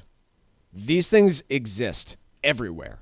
They exist in Greenland. They exist in Canada, Australia. Many of our close allies have the deposits needed to do so. What they do not have is both the infrastructure and seemingly maybe the I don't know if there's a willingness or lack of willingness to do this type of extraction, but undoubtedly it's been easier and cheaper to do it in China than it has been to do it anywhere else. So my point here would just be that this is not a question of supply and demand. It's a question of where can you do it cheapest and which countries are actually willing to do it, which very clearly, no matter how safely you attempt, has some big externalities for the populations in the areas.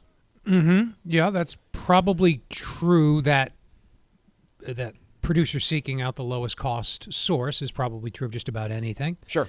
I guess, I don't know what to say about any of that other than that, you don't start a trade war with China if they supply 90% of your rare earth minerals. And for them, it's only a very small percentage of their exports. Right. Said differently, very little pain for China from turning off the supply. They will gladly sell this to France, Australia, or just not sell countries. it at all. And and they've used it before. They used it to punish Japan in 2010 over some stuff there, and it can literally bring your high-tech economy to a screeching halt if you do not have a supply of this. And again, could change in the future, but for now, it all comes from China.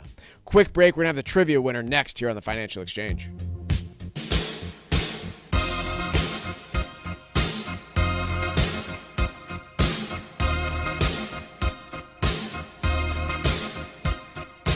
Bringing the latest financial news straight to your radio every day. It's the Financial Exchange on the Financial Exchange Radio Network. Consistently voted one of the top Caribbean destinations, the United States Virgin Islands is the perfect place for your next vacation. Whether you're looking for a romantic getaway, a long weekend with friends, or a family vacation, St. Croix, St. Thomas, and St. John have everything you need to enjoy that special time away from home. Take advantage of a variety of incredible promotions that are available right now. Go to visitusvi.com/promotions, where you'll find the details about all of these amazing experiences, including a stay at the Divi Carina Bay All-Inclusive Beach Resort and Casino on St. Croix. From the moment you arrive, you'll fall naturally in rhythm with the heartbeat of the islands. There's no money to exchange, and travel from New England could not be easier. Don't miss your chance to enjoy America's Caribbean paradise, the United States Virgin Islands. Head to visitusvi.com/promotions for more information and to book your trip today. That's visitusvi.com/promotions.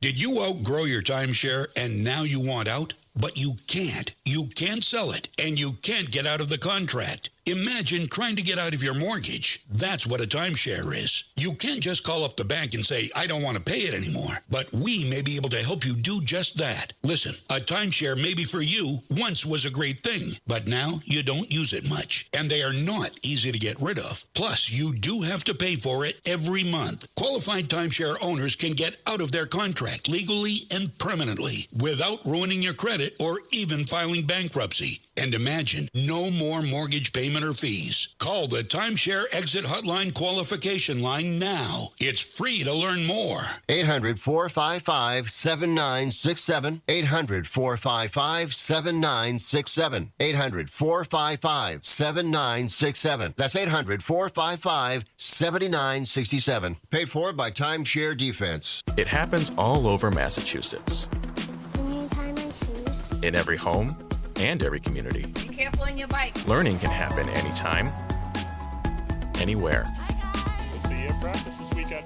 And no matter how learning takes place in your family's life, DESE is there as your partner. The Massachusetts Department of Elementary and Secondary Education. Never stop learning. Find out more at mass.gov/back-to-school. Sponsored by the Massachusetts Department for Elementary and Secondary Education. Hi, I'm Michael Valila, Adjutant of the Disabled American Veterans Department of Massachusetts. The DAV of Massachusetts provides thousands of hours of voluntary services at our VA medical centers and soldiers' homes and is the only DAV department in the country to lead a veterans housing initiative for both single veterans and those with families. These programs are critical to serving our veterans in their time of need. You can help our great American heroes by making a donation today. Please visit dav5k.boston. That's dav5k.boston.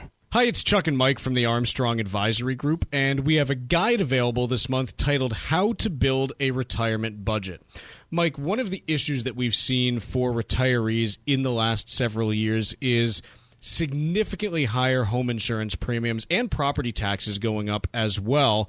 How do people attempt to navigate this but still stay within the budget they had laid out for themselves? Yeah, look, the cost of home ownership, I don't think this is a surprise to anyone. Whether you are buying a home for the first time or you are just seeing those insurance and tax rates that you mentioned going up, it is really impossible to avoid. And I think that's where that flexibility in the budget comes in and needs to be recognized. Because, for instance, you might have factored in a huge cost savings by moving to Florida a decade ago. Sure. A lot of that has been eaten up over the course of the last several years. And so you have to have a budget that can evolve with your lifestyle over time. How often do you review that budget? You know, I think it's important to at least get a grasp on it once a year.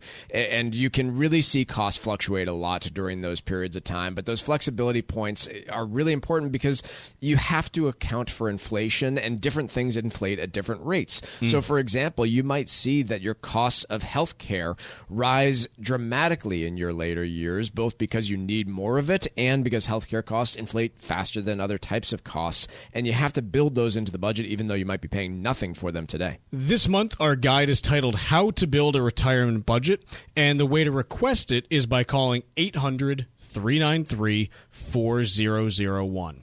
The guide again is How to Build a Retirement Budget, and the number to call is 800-393-4001.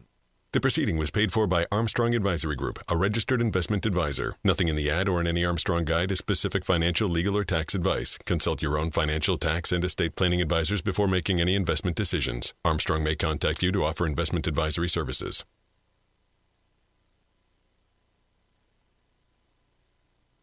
The Financial Exchange Show podcast drops every day on Apple, Spotify, and iHeartRadio. Hit that subscribe button and leave us a 5-star review. You're listening to the Financial Exchange Radio Network. This segment of the Financial Exchange is brought to you in part by the U.S. Virgin Islands Department of Tourism. The U.S. Virgin Islands are St. Croix, St. Thomas, and St. John, and they're the perfect place to take your next vacation. Enjoy spectacular beaches, world-class cuisine, and a wide variety of water sports. Don't miss your chance to visit America's Caribbean paradise, the United States Virgin Islands. Go to visitusvi.com for more information and to book your trip today. That's visitusvi.com. Trivia question today was, how many Wayans family members appeared in the show, on the show In Living Color? That'll be 5 members, and that would be Keenan, Damon, Marlon, Kim, and Sean Wayans. Winner today of the Financial Exchange Show t-shirt was Tom from East Longmeadow, Mass. Congrats to Tom. And we play trivia every day here on the Financial Exchange. See complete contest rules at financialexchangeshow.com. By the way, we're talking about rare earth materials in that text we got to the show. You can text the show, too, at 617-362-1385 if you have questions or items you want us to discuss on there. But thank you to Eileen who texted regarding the rare earth materials and our extraction from China and our trade with China. More than 60% of CEOs now expect a recession within the next 6 months, according to a new survey released by CNBC here, or at least reported on by CNBC. And we talked about signs that we're seeing of it in other areas, whether it's shopping malls or beauty salons, I've heard, taking a drop back. But in either case, a piece from Bloomberg today about Social Security being protection from volatility. And I want to get into this subject a little bit because when I talk about this to clients, I don't use these exact words, but when we discuss Social Security, I do think of it as this protection from volatility, especially for those who have yet to file for their Social Security benefit. I kind of look at it as this other lever that you can pull. And so I think everyone generally knows that, hey, the longer you delay your Social Security, the larger the payment ultimately gets. And so most of the people are thinking about Social Security in terms of, hey, how do I maximize my benefit over my lifetime? Those are the questions I get most commonly about Social Security is, hey, if I live until 85, my mother lived till 82, my father lived till 90, with all that, with, medicine, I think possibly I live this long. What's my best option for Social Security?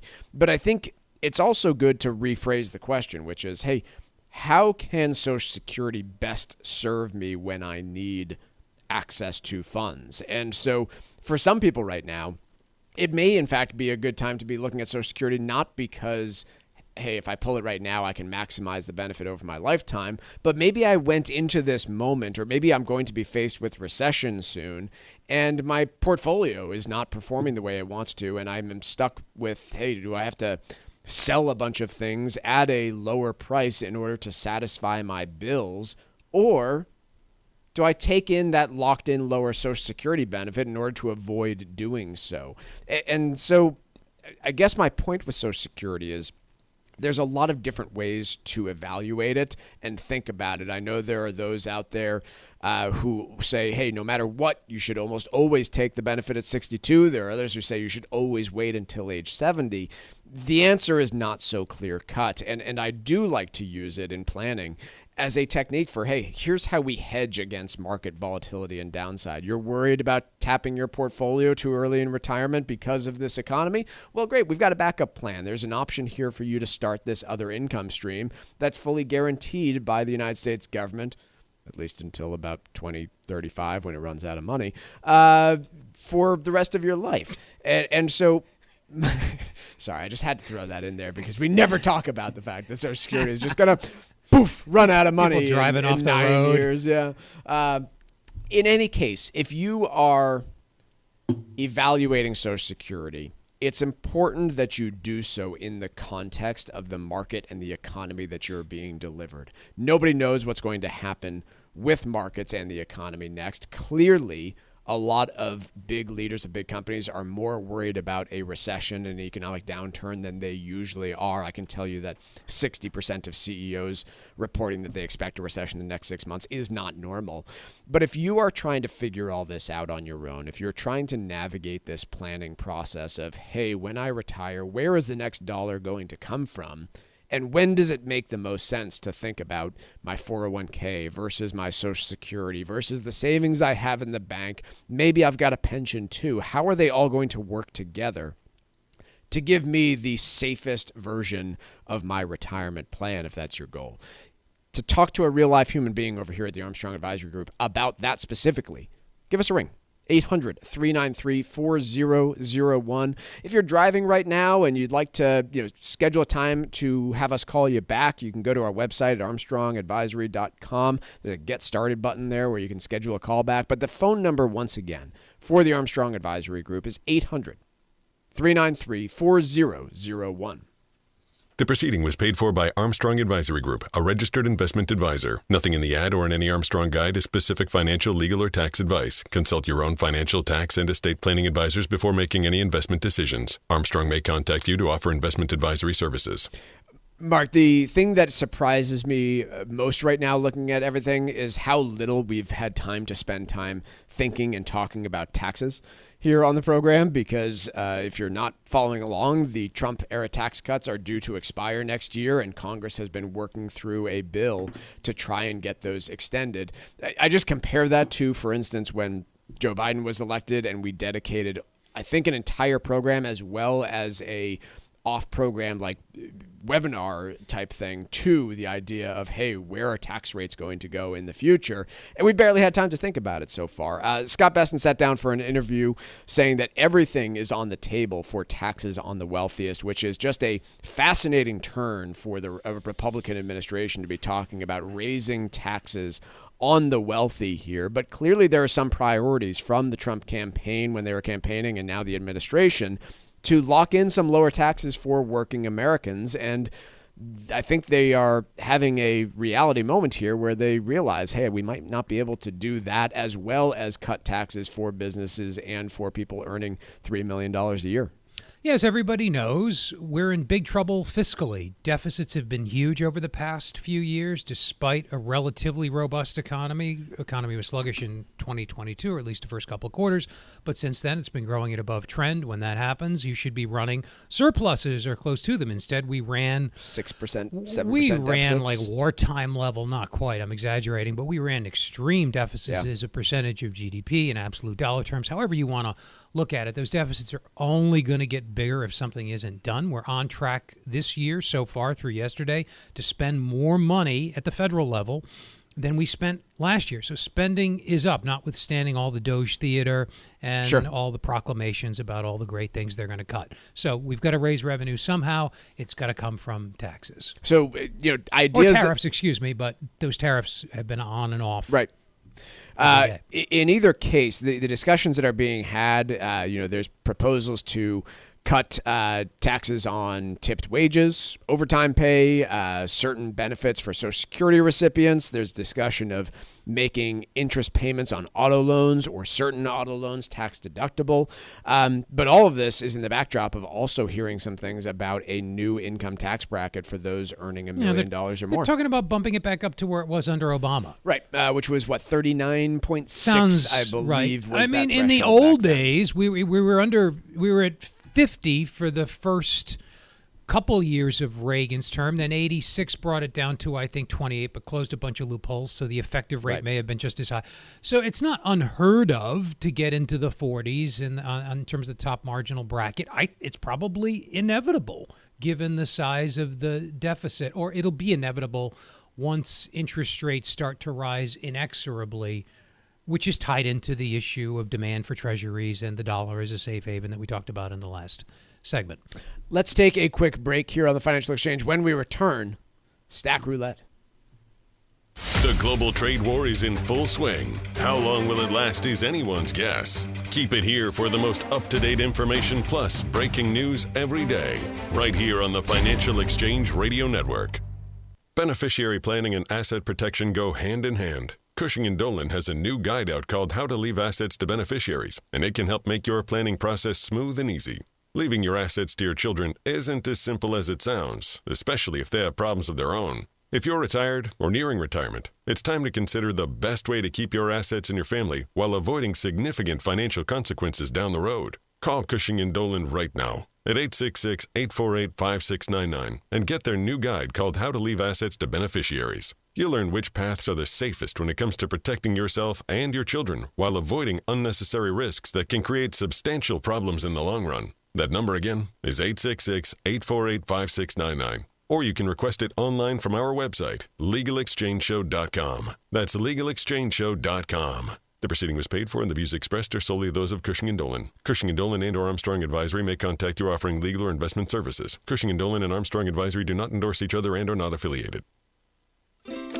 Consistently voted one of the top Caribbean destinations, the United States Virgin Islands is the perfect place for your next vacation. Whether you're looking for a romantic getaway, a long weekend with friends, or a family vacation, St. Croix, St. Thomas, and St. John have everything you need to enjoy that special time away from home. Take advantage of a variety of incredible promotions that are available right now. Go to visitusvi.com/promotions, where you'll find the details about all of these amazing experiences, including a stay at the Divi Carina Bay all-inclusive beach resort and casino on St. Croix. From the moment you arrive, you'll fall naturally in rhythm with the heartbeat of the islands. There's no money to exchange, and travel from New England could not be easier. Don't miss your chance to enjoy America's Caribbean paradise, the United States Virgin Islands. Head to visitusvi.com/promotions for more information and to book your trip today. That's visit usvi.com/promotions. Retirement planning is complicated enough without having a formal budget to help you maintain your lifestyle during your later years. This is Mike Armstrong from the Armstrong Advisory Group. Our new guide called How to Build a Retirement Budget was written specifically for this purpose. Our goal is to help take your financial concerns out of your retirement years. There are numerous issues to deal with when creating a retirement budget. Everything from understanding where your income will come from, to setting up a proper withdrawal strategy, to being able to remain flexible as market conditions change. This new guide offers structural guidance that may alleviate the pressures of creating your budget. You can request your copy right now by calling 800-393-4001 and ask for our new guide today. Once again, that number, 800-393-4001. The proceeding was paid for by Armstrong Advisory Group, a registered investment advisor. Nothing in the ad or in any Armstrong guide is specific financial, legal, or tax advice. Consult your own financial, tax, and estate planning advisors before making any investment decisions. Armstrong may contact you to offer investment advisory services. As a busy mom to 4 kids, my to-do list is full. Trying to fit in exercise, eating right, and prioritizing self-care can feel next to impossible. While we can't add more hours to the day, we do have a great resource to help. Go Red for Women has easy tips, tools, and information to help you and your family live a healthier life. So to all the moms, the aunts, grandmothers, and amazing women out there doing it all, visit goredforwomen.org/momlife today. You take care of them, Go Red for Women will take care of you. Heads up, athletes, coaches, and parents. Play for life, not just points. Hypertrophic cardiomyopathy, or HCM, is the leading cause of sudden cardiac death, especially in black athletes in sports like football or basketball. If you feel shortness of breath, chest pain, and fatigue, or have a family history of HCM, talk to your doctor. Don't let HCM bend you for good. Learn how to stay in the game at heart.org/HCM student athlete. Your heart, your health, your move.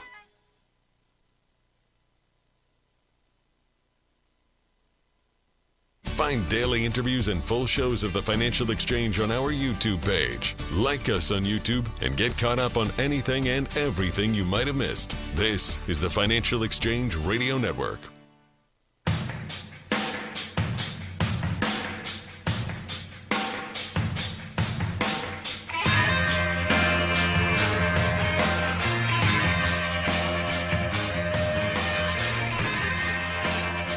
I have a pair of stories about the idea of recession generally. We talked about one of them, the 60% of CEOs now expecting a recession in the next 6 months, and then billions being lost from foreign tourists. Almost said terrorists there, my apologies.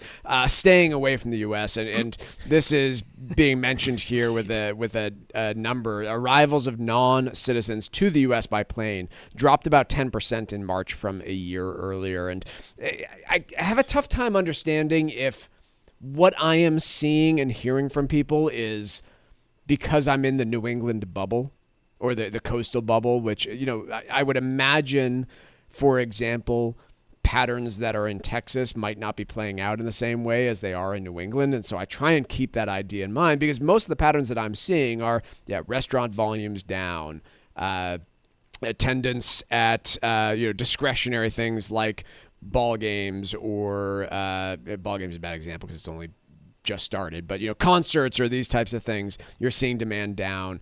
I'm curious, if you live down on the Cape, what are you hearing about the summer travel season, right? Are all the homes booked up like they usually are this time of year? Are the hotels busier than they ever have been?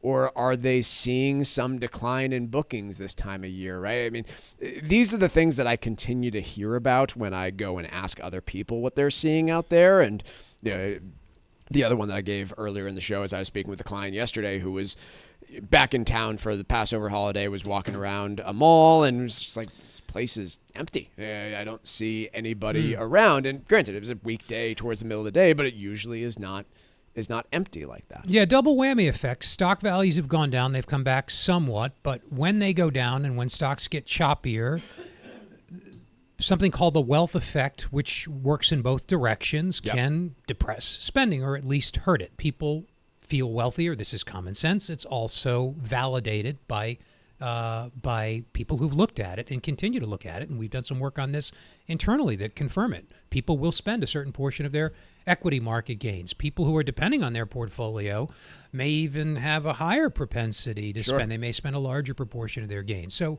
some retrenchment there, some retrenchment in consumption. We saw a little bit of it in last month's spending month over month. We'll see how it unfolds over the next several months. That wouldn't be surprising. And then you've got manufacturing. We are in a bubble in the sense that we don't work with stuff. We don't know what it's like to have to order 6 months worth of material. The price of your inputs is fluctuating. Correct. You're getting emails from your suppliers saying, hey, I got to put a 20% surcharge on your cable. And I mean wire cable. I'm just using an example out of thin air. But so we don't see that in finance. Some people in finance actually benefit from these volatile environments, and we listen to and work with and maybe pay the most attention to people in finance who tend to be on CNBC the most. They don't have a purchasing manager for a manufacturing firm on CNBC to talk, with their sort of dirty hands and their sweat under their arms because they actually do like real physical work for a living. You know what I mean? These people don't get on CNBC. They have calluses on their hands. Yeah, people who can't take the time to talk to you. Good. No, just to follow up on the old Cape Cod point you brought up there, Mike. This is from about a month ago on March 4th. Cape Cod Times headline: Short-term rentals tourism may feel hit on Cape Cod, saying people are fed up. And then CBS News has something along the lines. Fed up with what? What were they fed up with on Cape Cod back in March? The pricing, the Canadian tariff, or the tariffs on Canada and Canadians canceling their vacations. And there's that too. Yep. We weren't even getting at that angle, but that's another. Again, that was a month. It was a month ago. It was a month ago. So. Yeah. So if you live in an area that is typically visited by a lot of summer travelers, I know we have people that listen up in Maine, maybe up in the Lakes region of New Hampshire, down on Cape Cod. I'm just curious. What are you hearing from local businesses there in terms of their anticipation for the summer season right now? I'm sure there's always concerns about, hey, do I get all the visas that I applied for? Am I going to get the worker visas that I need? But if you're in one of those areas, I'm very interested. Or if you have some other indicator of either the economy doing well or doing poorly, I'd be really interested to hear it. I've named a few of them. The shopping mall story.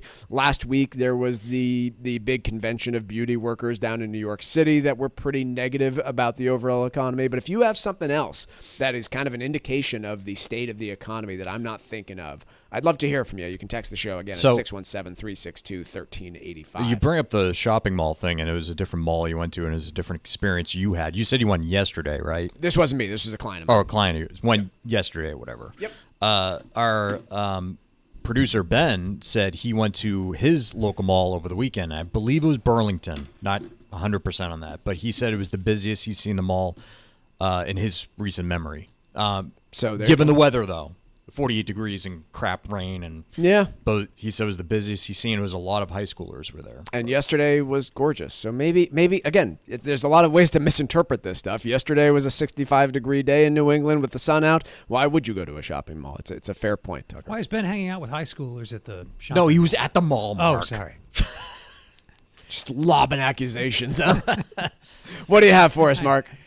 Some interesting stats in a Financial Times article. Headline: Diamond industry in crisis as tariffs rock market. Couple things I didn't know and found interesting. It's an $82 billion industry, first of all, worldwide. So to put that in perspective, well, the U.S. economy is $30 trillion, so that's not huge. The video game industry, something else a lot of people are familiar with, is $500 billion. So again, not huge, but bigger maybe than I would have thought, given that these things are of finite supply. I.e., I imagine most diamonds that are sold are new, and people hold on to the ones that they've got or pass them along, or whatever. But the